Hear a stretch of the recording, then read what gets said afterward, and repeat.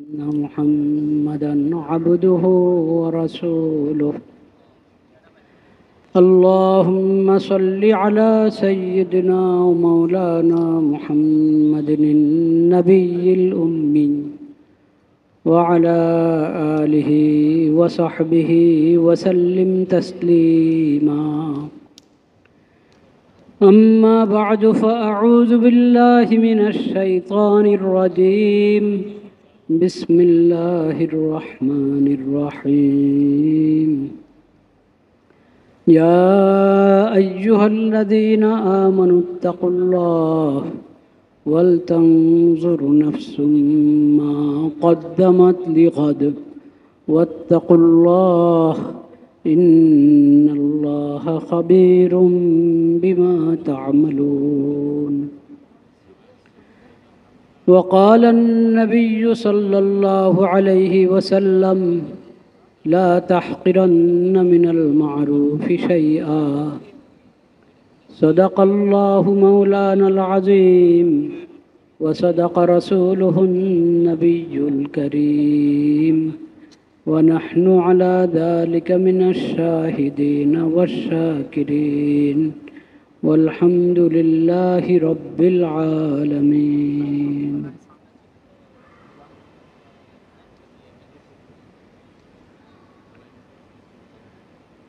নবী করিম সাল্লাল্লাহু আলাইহি ওয়াসাল্লামের একটি হাদিস পড়েছি, লা তাহকিরান্না মিনাল মা'রুফি শাইআ।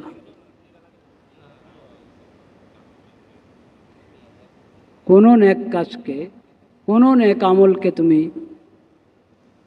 খাটো করে দেখবে না।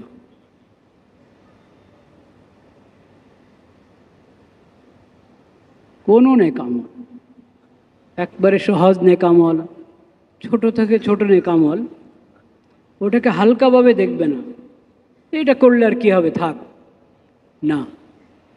বরং যেই কোনো নেক আমলের তুমি সুযোগ পেলে, একবারে সহজ থেকে সহজ হোক এবং ছোট থেকে ছোট হোক, সামান্য থেকে সামান্য হোক, নেক আমল যদি হয়, ওই সুযোগ হাতছাড়া করবে না, ওই নেক আমলটা করবে।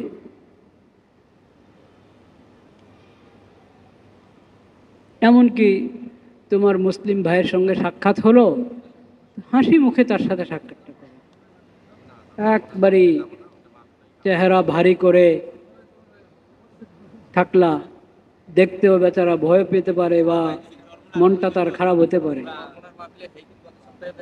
প্রফুল্ল চেহারায় সাক্ষাৎ করো, দেখা হলো, সালাম হলো, কেমন আছেন, একবারে মুখ ভাগ্র করে সালামের উত্তর দিলা মাথা নেড়ে, তার প্রশ্নের উত্তর দিলা মাথা নেড়ে, এটা সুন্দর আচরণ। এই যে ছোট্ট একটা আমল, যে এক ভাই সাথে সাক্ষাৎ হলো, সাক্ষাৎটা যাতে সুন্দর হয়, তার জন্য আনন্দের কারণ হয়, কোনো ভয়ের কারণ তো নাই, তার মন খারাপের কারণ না হয়, এই ছোট আমলটা, এটা তুমি ছাড়বে না, এই আমল করো। এরকম নবী করিম সাল্লাল্লাহু আলাইহি ওয়াসাল্লাম এক একটা আমল করে দেখিয়েছেন, যেগুলোকে আমরা হালকা মনে করি এবং তেমন গুরুত্ব দিই না।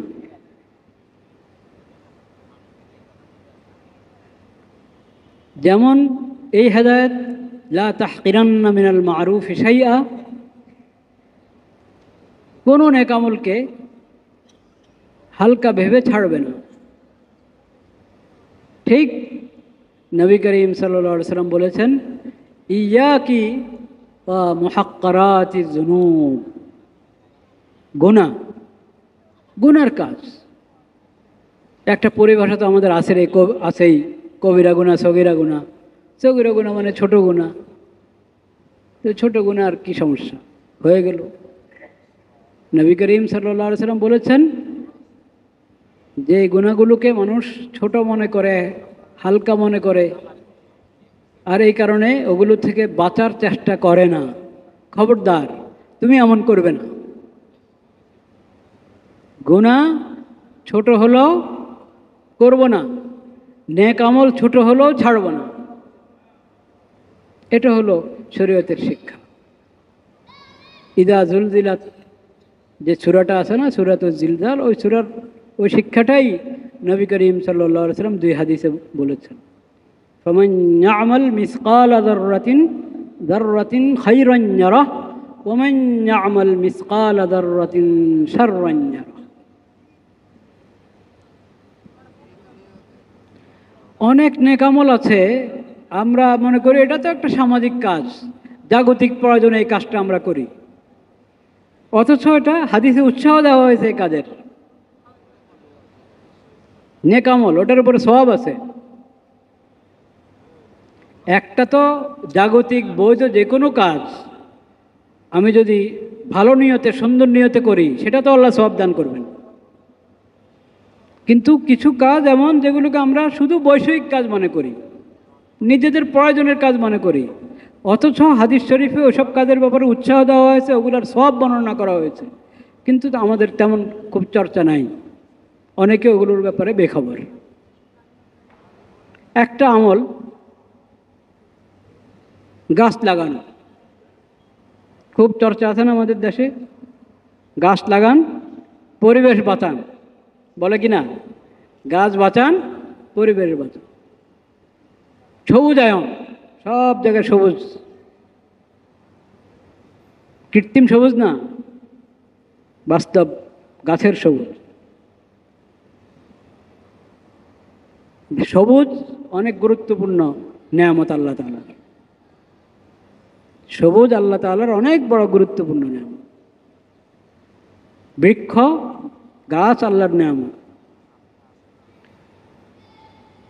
আমাদের নিয়ম হলো, কখনো আমরা আমাদের ইসলামী শরীয়তের বিষয় জানি না যে আমাদের শরীয়তের মধ্যে এটা আছে, ওগুলো আমরা পশ্চিমাদের থেকে ধার নিতে যাই, তাদের কাছ থেকে আসে, তা আমাদের সরকার বলে, আমরাও বলি।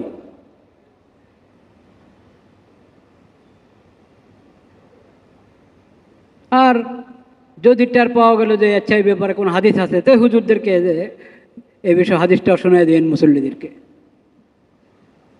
চিঠি আসে খতিবদের কাছে বিভিন্ন মসজিদে, সব মসজিদে আসে কিনা আমি জানি না, বিভিন্ন মসজিদে খতিবদের কাছে বিভিন্ন প্রসঙ্গে চিঠি আসে, সিটি কর্পোরেশনের কাছ থেকে, ইসলামিক ফাউন্ডেশনের কাছ থেকে, বিভিন্ন মন্ত্রণালয় থেকে বিভিন্ন প্রসঙ্গে চিঠি আসে, হুজুর এই ব্যাপারে একটু মুসল্লিদেরকে বলবেন। খুব ভালো এটা, কিন্তু এই চিঠিগুলো সব প্রসঙ্গে আসা দরকার।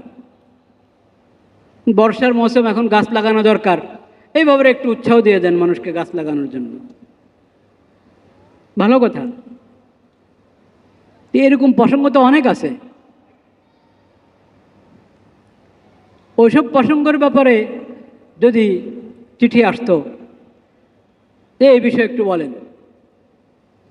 হুজুর আমাদের রোডঘাট ছবিতে ভরা, অশ্লীল ছবিতে ভরা, এই বিষয়ে কিছু বলেন, ওই চিঠি আসবে না, ওই চিঠি আসবে না। হুজুর সুদ হারাম, এই বিষয়ে একটু বলেন মুসল্লিদেরকে। ঘুষ হারাম, এই বিষয়ে বলেন একটু মুসল্লিদেরকে, ওসব চিঠি আসবে না। ন্যায় বিচার ফরজ এবং শাসন ব্যবস্থা যেটার দ্বারা ইনসাফ প্রতিষ্ঠা হতে পারে, সেটা একমাত্র ইসলামী শরীয়তের মধ্যে আছে। এই বিষয়ে মুসল্লিদেরকে বোঝান, ওই চিঠি আমরা পাই না এখনো।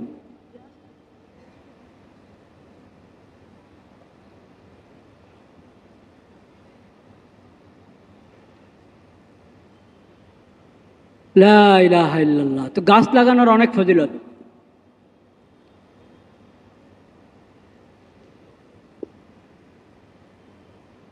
আপনারা জানেন, শুনেছেন হাদিসগুলো।